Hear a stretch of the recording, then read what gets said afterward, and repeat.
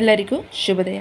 ವಿದ್ಯಾರ್ಥಿಗಳೇ, ಇಂದು ನಾವು 5ನೇ ತರಗತಿಯ ಪಠ್ಯಪುಸ್ತಕವಾದಂತಹ ತಿಳಿ ಕನ್ನಡ ಇದರಲ್ಲಿ ಗದ್ಯ 8 ಸಾಹಸಿ ಮಳೆಹೇರು ಎಂಬ ಗದ್ಯ ಪಠವನ್ನು ಗಮನಿಸೋಣ. ಇವರು ಆರ್ ಕಲ್ಯಾಣಮ್ಮನವರು. ಮಹಿಳೆಯರ ಮತ್ತು ಮಕ್ಕಳ ಏಳಿಗೆಗಾಗಿ ಮತ್ತೊಂದು ಹೆಸರು ಆರ್ ಕಲ್ಯಾಣಮ್ಮ. ಇವರು ಬೆಂಗಳೂರಿನವರು. ಇವರು 1991ರಲ್ಲಿ ಜನಿಸಿದರು.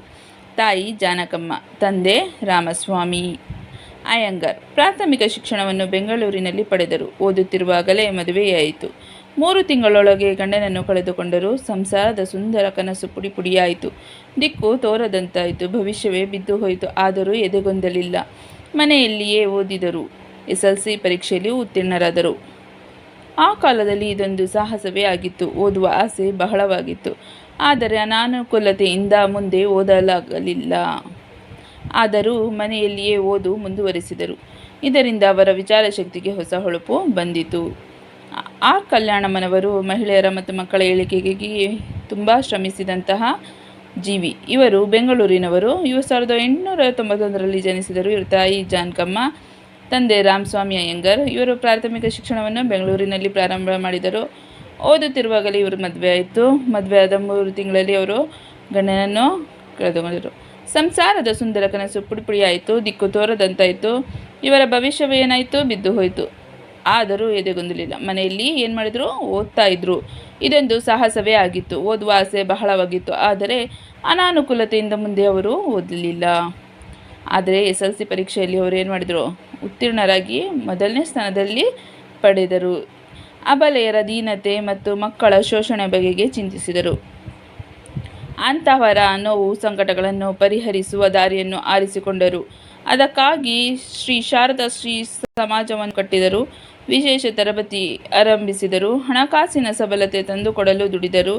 ಬಾಲಕಿಯರಿಗೆ ಶಿಕ್ಷಣ ಕೊಡಲು ಶಾಲೆಗಳನ್ನು ಪ್ರಾರಂಭಿಸಿದರು. ಇವರು ಅಬಲೆಯರ ದೀನತೆ ಮತ್ತು ಮಕ್ಕಳ ಶೋಷಣೆಯ ಬಗೆಗೆ ಏನು ಮಾಡಿದ್ರು? ಚಿಂತನೆ ಮಾಡಿದರು. ಮಹಿಳೆಯರ ಕಲ್ಯಾಣಕ್ಕಾಗಿ ಏನು ಮಾಡಿದ್ರು? ಚಿಂತಿಸ್ತಾ ಇದ್ರು. ಅಂತಹವರ ನೋವು ಸಂಕಟಗಳನ್ನು ಏನು ಮಾಡಿದ್ರು? ಪರಿಹರಿಸುವ ದಾರಿಯನ್ನು ಆರಿಸ್ಕೊಂಡ್ರು. ಇದಕ್ಕಾಗಿ ಏನು ಮಾಡಿದ್ರು? ಶ್ರೀ ಶಾರದಾ ಸ್ತ್ರೀ ಸಮಾಜವನ್ನು ಏನು ಮಾಡಿದ್ರು? ಕಟ್ಟಿದರು. ಶ್ರೀ ಶಾರದಾ ಸ್ತ್ರೀ ಸಮಾಜವನ್ನು ಸಂಘವನ್ನು ಕಟ್ಕೊಂಡ್ರು. ವಿಶೇಷ ತರಬೇತಿ ಆರಂಭಿಸಿದರು. ಏನು ಮಾಡಿದ್ರು? ವಿಶೇಷ ತರಬೇತಿ, ಹಣಕಾಸಿನ ಸಬಲತೆ ತಂದುಕೊಡಲು ದುಡಿದರು. ಬಾಲಕಿಯರಿಗೆ ಶಿಕ್ಷಣ ಕೊಡಲು ಶಾಲೆಗಳನ್ನು ಪ್ರಾರಂಭಿಸಿದರು. ಬಾಲಕಿಯರಿಗೆ ಶಿಕ್ಷಣ ಕೊಡಬೇಕಂತ ಹೇಳಿ ಶಾಲೆಯನ್ನು ಪ್ರಾರಂಭ ಮಾಡಿದರು. ಹೆಣ್ಣು ಮಕ್ಕಳ ಸಮಸ್ಯೆಗಳನ್ನು ಚರ್ಚಿಸುವುದಕ್ಕೆ ಸರಸ್ವತಿ ಪತ್ರಿಕೆಯನ್ನು ಹುಟ್ಟು ಹಾಕಿದರು. ಈ ಪತ್ರಿಕೆಯ ಕೆಲ ಪುಟಗಳನ್ನು ಮಕ್ಕಳಿಗೂ ಮೀಸಲಾಗಿರಿಸಿದರು. ಮಕ್ಕಳಿಗಾಗಿ ಅಖಿಲ ಕರ್ನಾಟಕ ಮಕ್ಕಳ ಕೂಟ ಕಟ್ಟಿದರು. ಸುತ್ತಮುತ್ತಲಿನ ಮಕ್ಕಳನ್ನು ಸೇರಿಸಿದರು. ಮಕ್ಕಳ ಆಶಯಕ್ಕೆ ತಕ್ಕಂತೆ ಕತೆ ಕಟ್ಟಿದರು. ನಾಟಕ ರಚಿಸಿದರು. ಕುಣಿಸಿದರು. ಆಟವಾಡಿಸಿದರು. ಮಕ್ಕಳಿಗೆ ಹೊಸ ಲೋಕವನ್ನೇ ತೆರೆದರು. ಈ ಎಲ್ಲ ಕೆಲಸಗಳು ಅವರಿಗೆ ತೃಪ್ತಿ ತಂದವು. ಇವರು ಏನು ಮಾಡಿದರು? ಹೆಣ್ಣು ಮಕ್ಕಳ ಸಮಸ್ಯೆಗಳಿಗೆ ಚರ್ಚಿಸಿದ್ರು. ಸರಸ್ವತಿ ಪತ್ರಿಕೆಯನ್ನು ಹುಟ್ಟು ಹಾಕಿದರು. ಯಾವ ಪತ್ರಿಕೆ? ಸರಸ್ವತಿ ಎಂಬ ಪತ್ರಿಕೆಯನ್ನು ಹುಟ್ಟು ಹಾಕಿದರೆ ಈ ಪತ್ರಿಕೆ ಕೆಲ ಪುಟಗಳನ್ನು ಮಕ್ಕಳಿಗೆ ಮೀಸಲಿರಿಸಿದರು. ಮಕ್ಕಳಿಗೋಸ್ಕರನ ಕೆಲವೊಂದು ಪುಟವನ್ನು ಬಿಟ್ಟಿದ್ರು. ಅವರು ಮಕ್ಕಳಿಗಾಗಿ ಅಖಿಲ ಕರ್ನಾಟಕ ಮಕ್ಕಳ ಕೂಟ ಕಟ್ಟಿದರು. ಮಕ್ಕಳಿಗಾಗಿ ಏನು ಮಾಡಿದರು? ಅಖಿಲ ಕರ್ನಾಟಕ ಮಕ್ಕಳ ಕೂಟವನ್ನು ಕಟ್ಟಿದರು. ಸುತ್ತಮುತ್ತಲಿನ ಮಕ್ಕಳನ್ನು ಸೇರಿಸಿದರು. ಸುತ್ತಮುತ್ತಲಿರುವಂತಹ ಮಕ್ಕಳನ್ನೆಲ್ಲ ಏನು ಮಾಡಿದ್ರು? ಸೇರಿಸಿದರು. ಮಕ್ಕಳ ಆಶಯಕ್ಕೆ ತಕ್ಕಂತೆ ಕತೆ ಕಟ್ಟಿದರು. ಮಕ್ಕಳ ಆಶಯ, ಅವರ ಆಸೆ ಹೇಗಿದೆ ಆ ರೀತಿ ಕಥೆಯನ್ನು ಕಟ್ಟಿದರು. ನಾಟಕ ರಚಿಸಿದರು. ಕುಣಿಸಿದರು. ಆಟವಾಡಿಸಿದರು. ಮಕ್ಕಳಿಗೆ ಹೊಸ ಲೋಕವನ್ನೇ ತೆರೆದರು. ಈ ಎಲ್ಲ ಕೆಲಸಗಳು ಅವರಿಗೆ ತೃಪ್ತಿ ತಂದವು.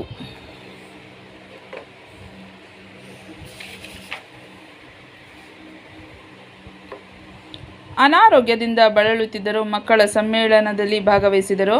ಮಹಿಳೆಯರ ಮತ್ತು ಮಕ್ಕಳ ಕಲ್ಯಾಣಕ್ಕಾಗಿ ತನ್ನ ಕಷ್ಟ ಕುಟಲೆಗಳನ್ನು ಬದಿಗಿಟ್ಟು ದುಡಿದು ಹಿರಿಯ ಜೀವ.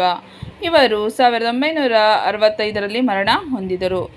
ಅನಾರೋಗ್ಯದಿಂದ ಬಳಲುತ್ತಿದ್ದರು. ಮಕ್ಕಳ ಸಮ್ಮೇಳನದಲ್ಲಿ ಏನು ಮಾಡಿದ್ರು? ಭಾಗವಹಿಸಿದರು. ಮಹಿಳೆಯರ ಮತ್ತು ಮಕ್ಕಳ ಕಲ್ಯಾಣಕ್ಕಾಗಿ ತನ್ನ ಕಷ್ಟ ಕುಟಲೆಗಳನ್ನು ಏನು ಮಾಡಿದ್ರು? ಬದಿಗಿಟ್ರು. ಎಲ್ಲ ಬದಿಗಿಟ್ಟು ದುಡಿದ ಹಿರಿಯ ಜೀವಿ. ಇವರು 1965ರಲ್ಲಿ ಮರಣ ಹೊಂದಿದರು. ಇವರು ತೀರ್ಕೊಂಡ್ರು. ಸ್ವಾತಂತ್ರ್ಯ ಹೋರಾಟಗಾರ್ತಿ ಬಡಿಗೇರ ಸೀತಮ್ಮ. ಇನ್ನೊಬ್ಬರು ಯಾರು? ಸ್ವಾತಂತ್ರ್ಯ ಹೋರಾಟಗಾರ್ತಿ ಬಡಿಗೇರ ಸೀತಮ್ಮ.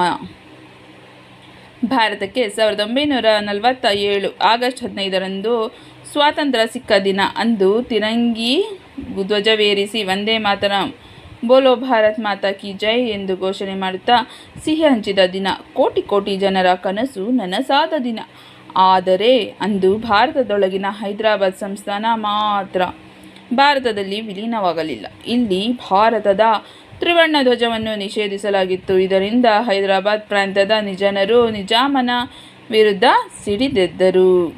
ಭಾರತಕ್ಕೆ 1947 ಆಗಸ್ಟ್ 15ರಂದು ಏನು ಸಿಕ್ತು? ಸ್ವಾತಂತ್ರ್ಯ ಸಿಕ್ಕಿತು. ಅಂದು ತಿರಂಗಿ ಧ್ವಜವೇರಿಸಿ ವಂದೇ ಮಾತರಂ ಗೀತೆಯನ್ನು ಏನು ಮಾಡಿದ್ರು? ಅವರು ಹಾಡಿದ್ರು. ಬೋಲೋ ಭಾರತ್ ಮಾತಾ ಕಿ ಜೈ ಅಂತ ಹೇಳಿದರು. ಬೋಲೋ ಭಾರತ್ ಮಾತಾ ಕಿ ಜೈ ಅಂತ ಹೇಳಿದರು ಎಂದು ಘೋಷಣೆ ಕೂಗುತ್ತಾ ಸಿಹಿ ಹಂಚಿದ ದಿನ. ಕೋಟಿ ಕೋಟಿ ಜನರ ಕನಸು ನನಸಾದ ದಿನ. ಕೋಟಿ ಕೋಟಿ ಜನರು ಅವತ್ತು ಖುಷಿಪಟ್ಟಿದ್ರು. ಭಾರತಕ್ಕೆ ಸ್ವಾತಂತ್ರ್ಯಕ್ಕೋಸ್ಕರ ಎಷ್ಟೊಂದು ಜನರು ಸತ್ತಿದ್ದಾರೆ, ಮಡಿದಿದ್ದಾರೆ ಅಲ್ವಾ.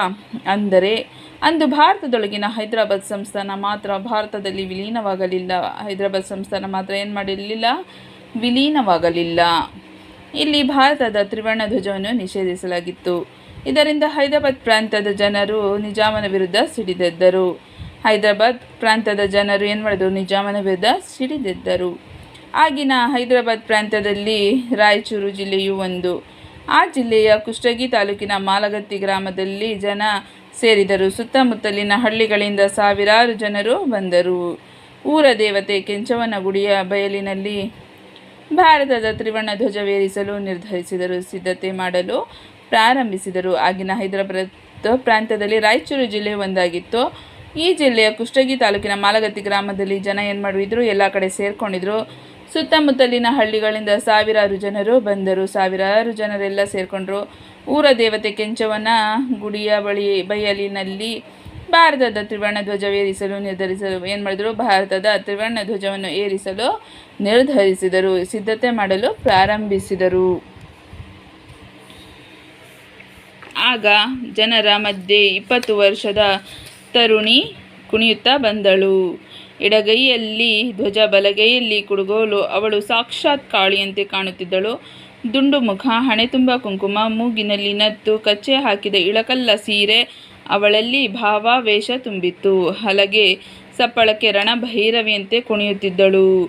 ತಿರಂಗಿ ಧ್ವಜವನ್ನು ಅವಳೇ ಏರಿಸಿದಳು. ಜನ ಜೈ ಎಂದು ಘೋಷಿಸಿದರು. ಜೈ ಹಿಂದ್ ಧ್ವನಿ ಎಲ್ಲೆಡೆ ಮೊಳಗಿತ್ತು. ಆ ಧ್ವಜವೇರಿಸಿದ ತರುಣಿಯೇ ಬಡಿಗೇರ ಸೀತಮ್ಮ. ತಂದೆ ಬಸಪ್ಪ, ತಾಯಿ ಶ್ರಾವಂತವ್ವ, ಊರು ಮಾಲಗತ್ತಿ.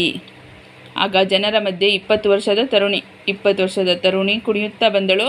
ಎಡಗೈಯಲ್ಲಿ ಏನಿತ್ತು? ಧ್ವಜ ಇತ್ತು. ಬಲಗೈನಲ್ಲಿ ಕುಡುಗೋಲು. ಅವಳು ಸಾಕ್ಷಾತ್ ಕಾಳಿಯಂತೆ ಕಾಣುತ್ತಿದ್ದಳು. ದೇವ್ರ ಥರ ಕಾಣ್ತಿದ್ದಾಳೆ.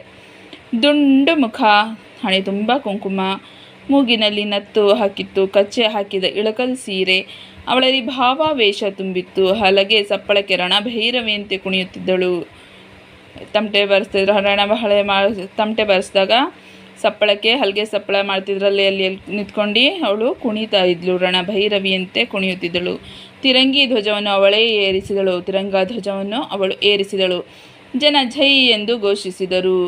ಜೈ ಹಿಂದ್ ಧ್ವನಿ ಎಲ್ಲೆಡೆ ಮೊಳಗಿತ್ತು. ಜೈ ಹಿಂದ್ ಅಂಥೇಳಿ ಎಲ್ಲ ಕಡೆ ಕೂಗ್ತಾ ಇದ್ದಾರೆ.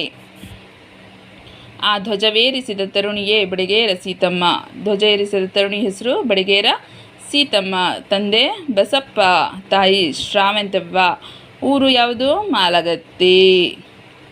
ಧ್ವಜವೇರಿಸುವ ಈ ಕಾರ್ಯಕ್ರಮ ತಡೆಯಲು ಬಂದ ಕೆಲವೇ ಪೊಲೀಸರು ಜನರನ್ನು ನೋಡಿ ದಂಗಾದರು.